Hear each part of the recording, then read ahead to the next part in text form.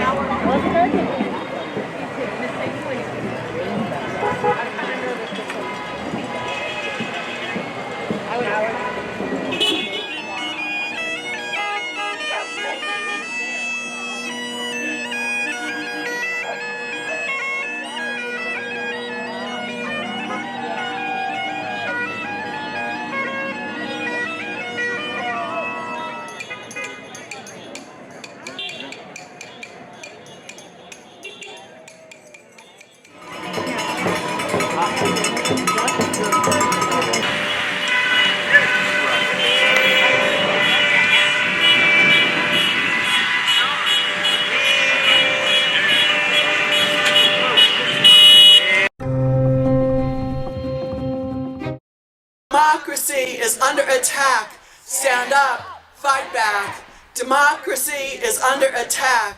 Stand up, fight back.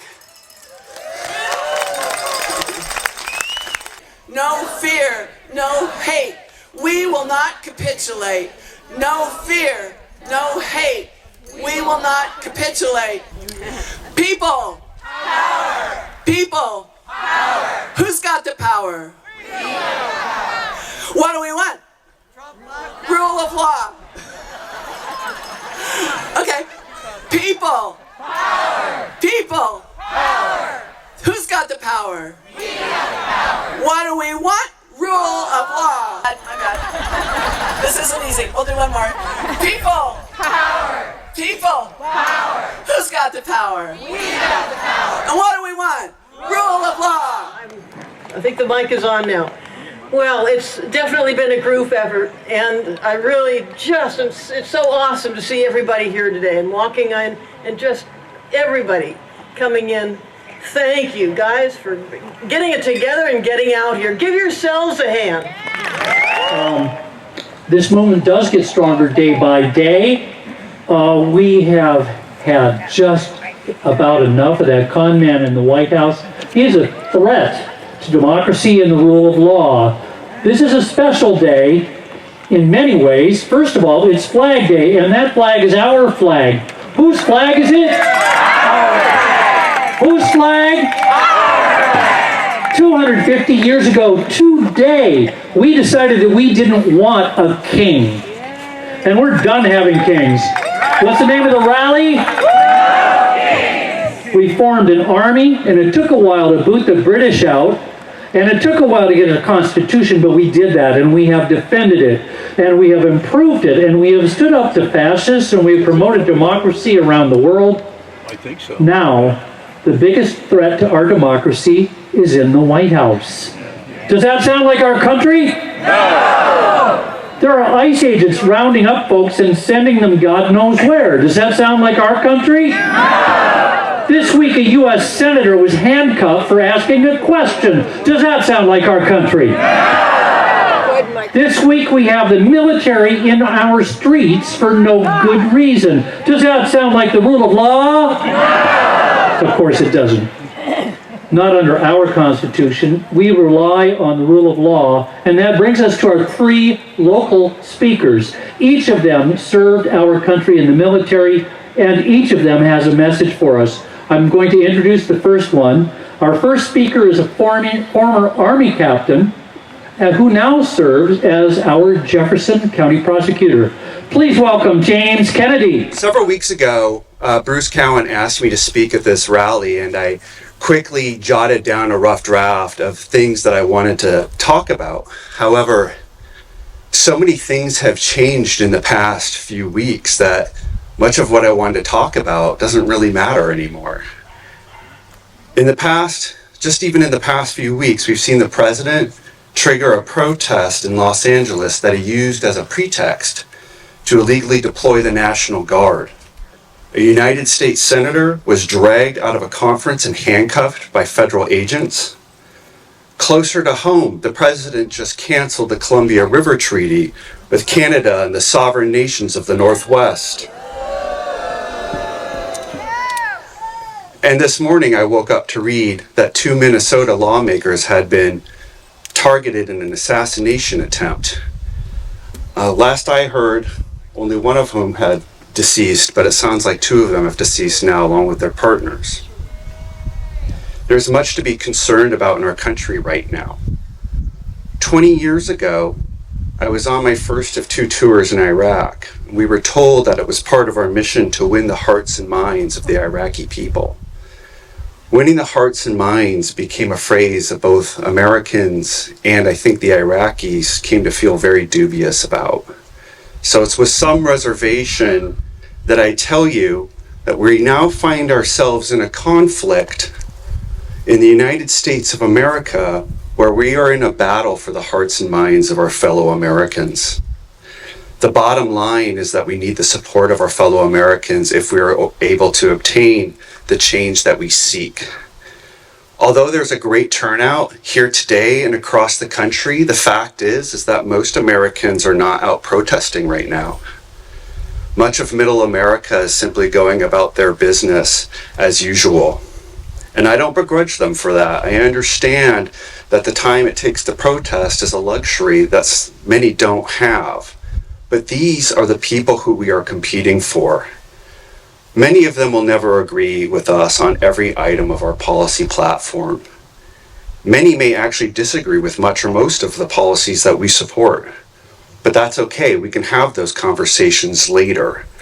What we need to talk about are the things that go to the core of this country and the founding principles that we fought a war over to establish.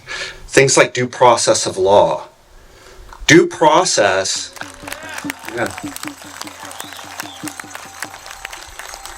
Due process is so important that it's actually codified twice in our Constitution in both the 5th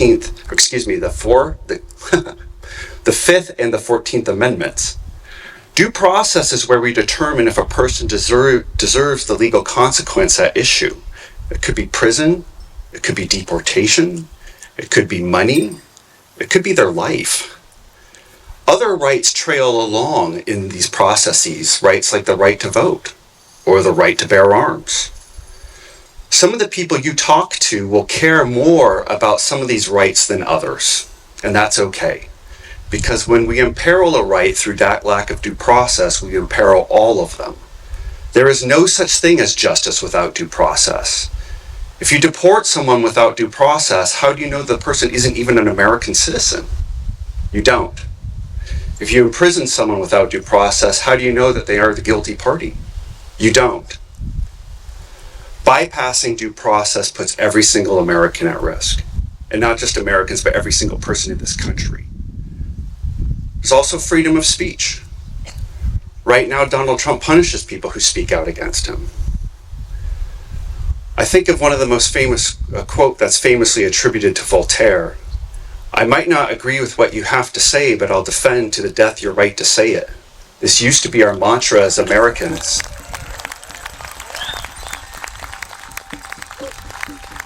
Along with our flag, we should reclaim it.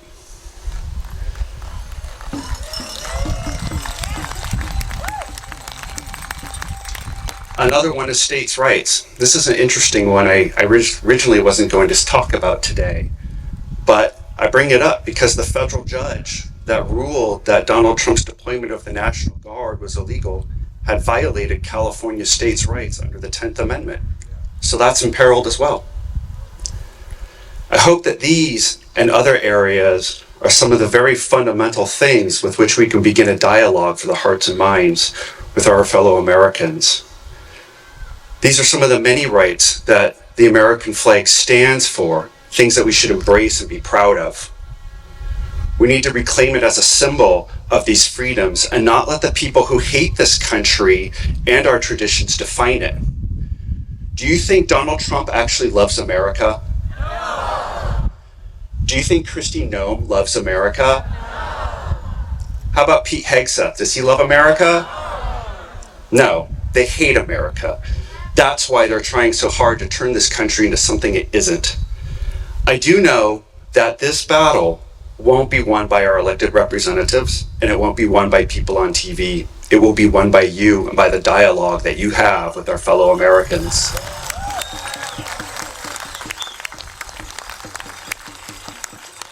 So I'd like to wrap up with a couple of quotes that have been kicking around in my head lately.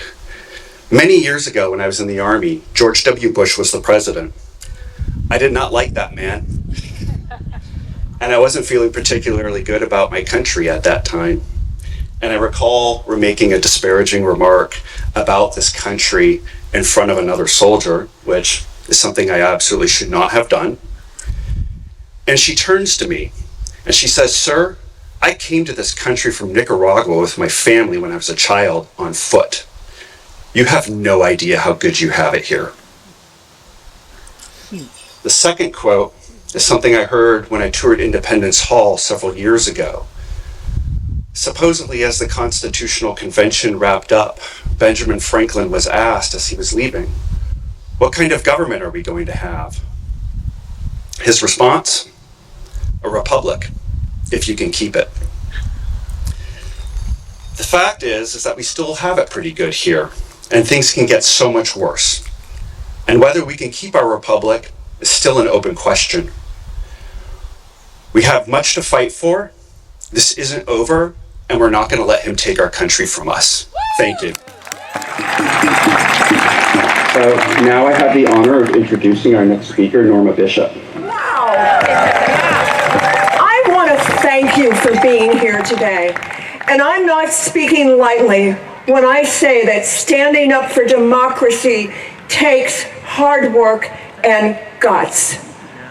Unfortunately, today, we're all aware that there's an additional element of risk involved in standing up and speaking out. Nearly every day in the past week, as James said, I've had to revise my written notes for this rally because of actions by this administration that are intended to create hate and fear. Consider that for a moment. This administration is intentionally fomenting hate and fear. When did we think we'd ever see that coming out of the White House? Never before. Now I'll get on with it. Flag Day was always special to me as a kid growing up in the Midwest. It's especially meaningful to me today. Mid-June, in Crete, Illinois, a small farm town of 2,000 people, was a day blessed by the glory of late spring in the Midwest. My father would ask my brother and I to bring out the flag from its cardboard box where it was kept in the hall closet, except for occasions like the 4th of July, Memorial Day, Veterans Day, and of course, Flag Day. We'd take it out, being especially careful that it didn't drop to the ground, and place it in the stanchion on our front porch for everyone to see. That was the flag etiquette instructed by my father. And then we were ready to celebrate what for us was a trifecta, a national holiday, and my father's birthday, my dad's birthday. So you can see why I take this personally. It was a day to remember that people like him had stood up and fought, supported, and defended the Constitution of the United States, unlike the criminal who sits in the White House.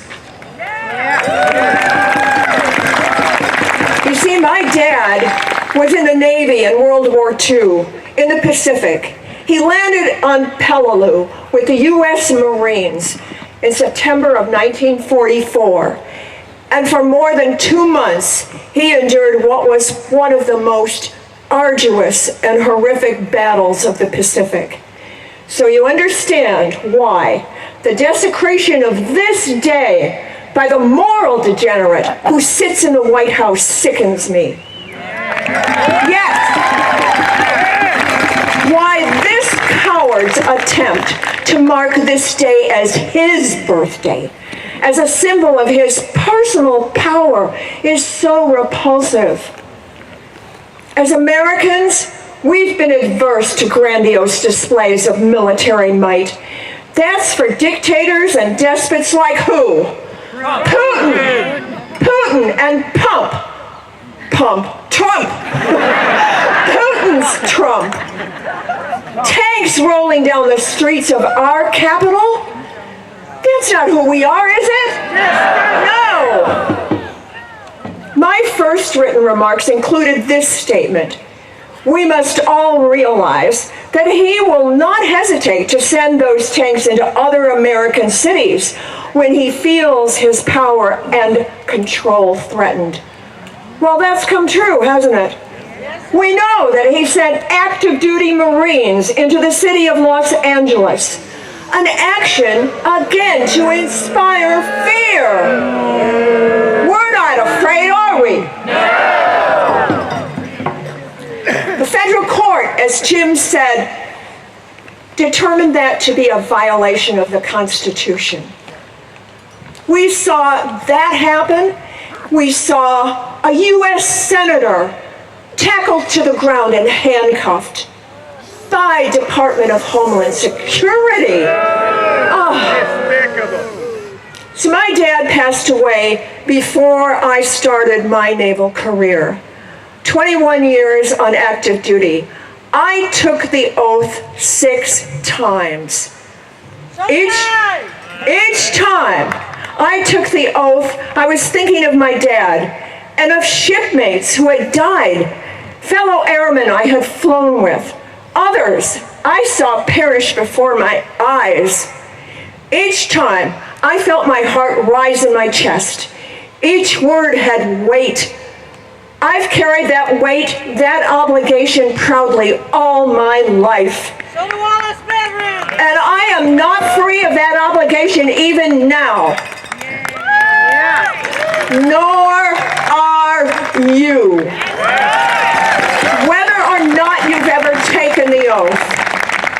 Let me ask, I know there's a lot of you veterans in the crowd. Raise your hand if you're a veteran. Let's see them. Come on.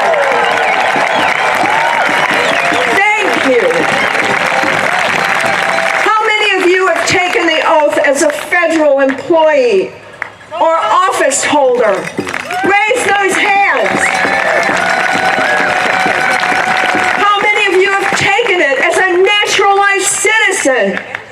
Yes. Yes. Raise those hands. Now, I'm going to ask something of every one of you. If you've taken the oath before, I'm going to ask you to reaffirm that today. If you've never taken it, I'm going to ask you to take the oath for the first time. So listen carefully now. I am going to ask everyone to follow along in a loud, clear voice and repeat after me. Please. And you can stand up if you can stand up, because that's what we're doing. I do solemnly swear or affirm. I do solemnly swear or affirm that I will support and defend the Constitution of the United States. That I will support and defend the Constitution of the United States against all enemies, foreign or domestic. Enemies, foreign or domestic. That I will bear true faith and allegiance to the same. That I will bear true faith and allegiance to the same. That I take this obligation freely. That I take this obligation freely. Without any mental reservations or purpose of evasion. without any mental reservations or purpose of evasion, and that I will well and faithfully discharge these duties. That I will well and faithfully discharge these duties. So help me God, or whatever superior power you look to. So help me God. Good afternoon. Can you hear me on the hill? Which hill? Excellent. Today is the 250th anniversary of the founding of the Continental Army. That's quite correct. And, you know, you have to consider that's a fairly significant anniversary. It is also known, as you've just learned, Flag Day. And yes, it is someone else's birthday, too. That person is presiding over a military parade in our nation's capital in just a few hours.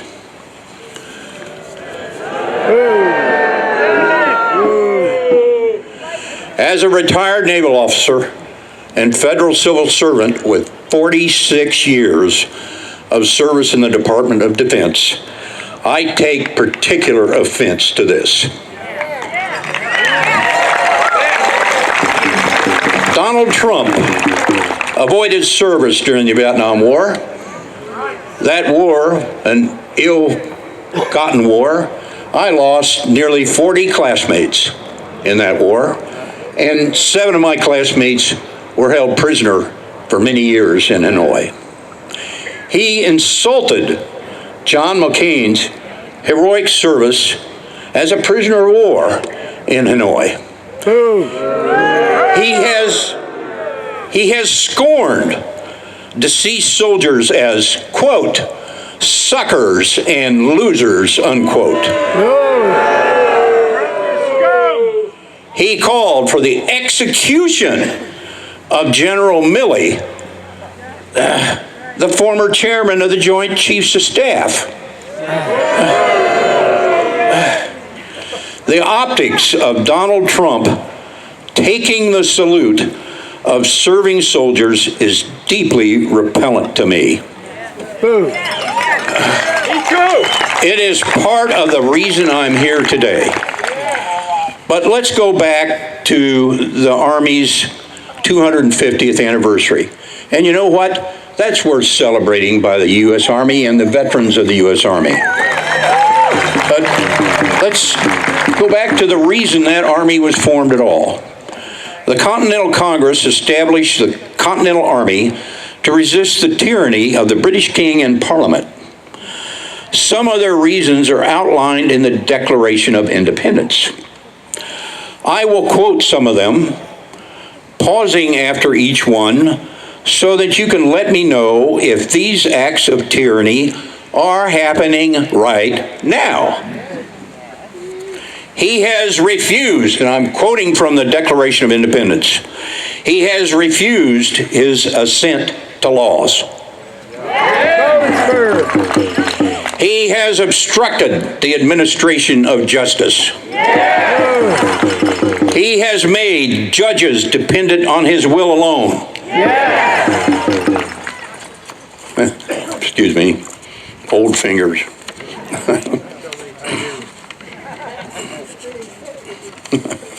Okay, keep going. He has erected a multitude of new offices and sent hither swarms of officers to harass our people. He has combined with others to subject us to a jurisdiction foreign to our Constitution. For cutting off our trade with all parts of the world. For transporting us beyond seas to be tried for pretended offenses. Wow. You know, that was what, 250 years ago? And we're back to that? Okay. All right, let's go back to what happened to the Continental Army. George Washington took command of the Continental Army and forced the evacuation of British forces from Boston. After many years of difficult warfare, The United States gained its independence in 1783.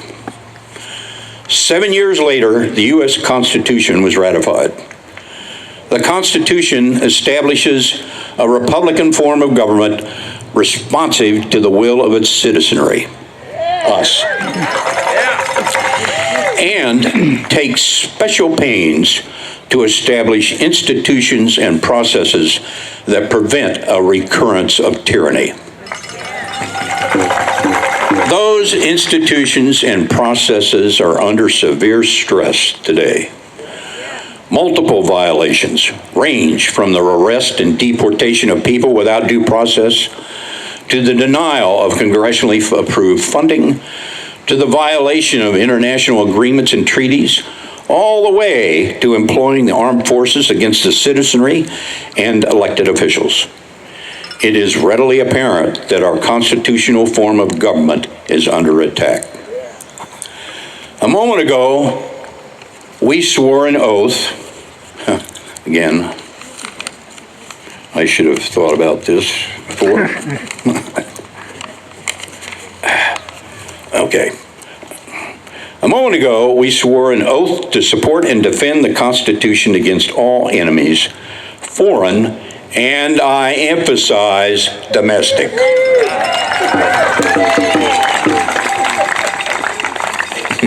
Here we go. The Trump administration is an overt and direct threat to our constitutional form of government. This administration's unconstitutional and illegal actions perfectly describe a domestic enemy. It is indeed a domestic threat to our national security. I leave you with these words. 250 years ago, our forebears resisted tyranny. Now we must resist this new tyranny. Thank you for being here.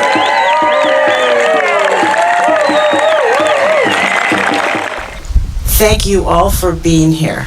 Come back, stay involved. I'd love to see you at Indivisible meetings. This is a poem about resistance, and the last sentence says the same word 3 times in a row, and I want to read that line 2 times, so you guys join in for the last repeat 3 times, okay? In a time of hate, love is an act of resistance. In a time of fear, faith is an act of resistance. In a time of misinformation, education is an act of resistance. In a time of poor leadership, community is an act of resistance. In a time like this, joy is an act of resistance. Resist, resist, resist. Resist, resist, resist. Go resist.